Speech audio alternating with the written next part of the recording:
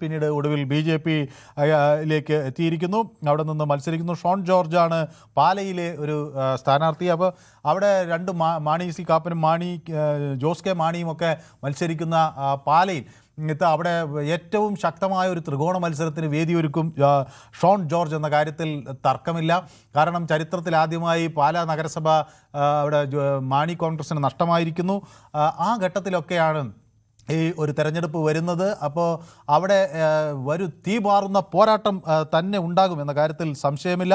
അവിടെ പാലയിൽ മത്സരിക്കുന്നത് ഷോൺ ജോർജ് ആണെന്ന് വ്യക്തമാകുമ്പോൾ കടുത്ത മത്സരത്തിനാണ് BJP അവിടെ കളമൊരുക്കുന്നത് എന്ന കാര്യം ഉറപ്പാണ്. അപ്പോൾ ത്രികോണ മത്സരം എന്ന തരത്തിൽ പാലയിൽ ഒരുപക്ഷെ കേരളത്തിലെ ഏറ്റവും തീപാറുന്ന പോരാട്ടങ്ങളിൽ ഒന്ന് നടക്കുന്ന മണ്ഡലം എന്ന കാര്യം വ്യക്തമാണ്.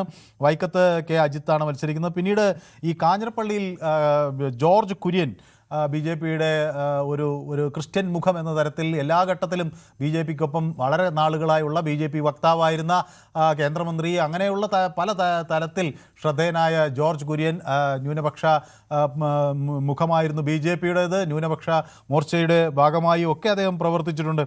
അപ്പോൾ ജോർജ് കുര്യൻ ആണ് അവിടെ കാഞ്ഞിരപ്പള്ളി നടക്കുന്നത്. പ്രത്യേകിച്ച് ഈ ക്രിസ്ത്യൻ ഔട്ട്റീച്ചൊക്കെ BJP നടത്തുമ്പോൾ അവർ മുന്നിൽ വെച്ച ഒരു പ്രധാന നേതാവ് ജോർജ് കുര്യനായിരുന്നു.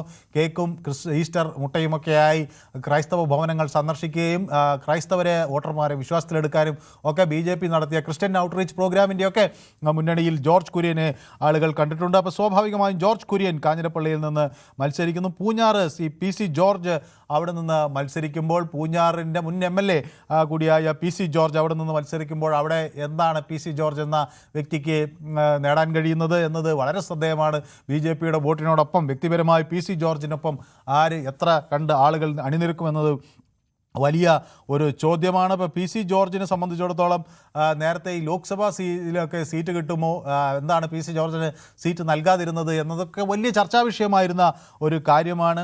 അന്ന് AK ആൻ്റണിയുടെ മകന് സീറ്റ് കൊടുത്തതിനെ സംബന്ധിച്ച് PC ജോർജ് നടത്തിയ ചില പ്രസ്താവനകളും ഒക്കെ ഉണ്ട്.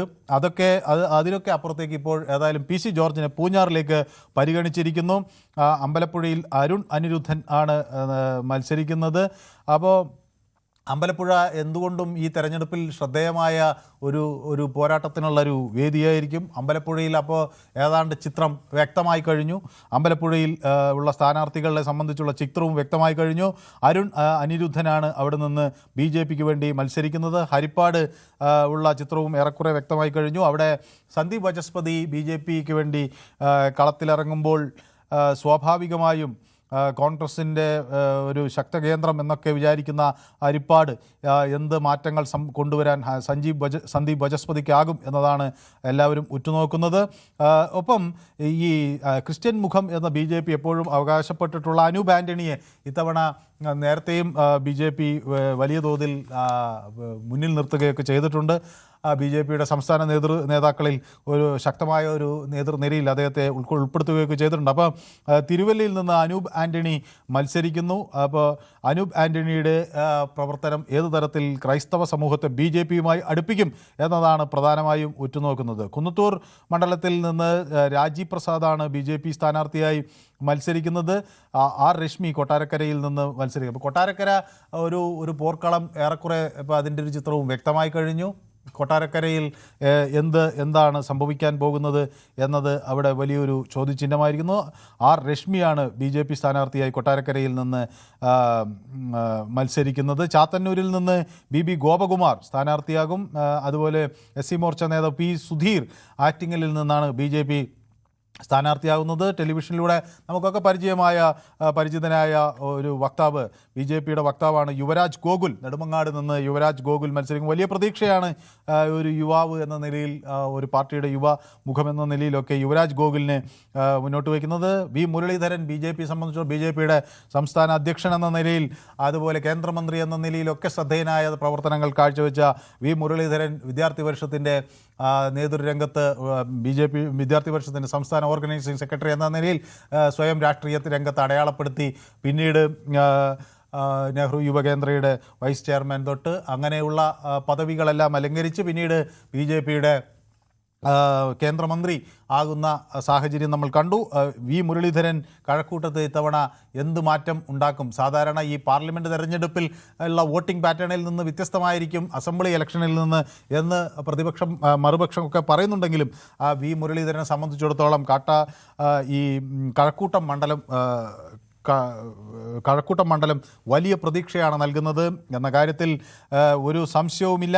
വട്ടിയൂർക്കാവിൽ നേരത്തെ തന്നെ പാർട്ടി പ്രഖ്യാപിച്ചിട്ടുള്ളതാണ്.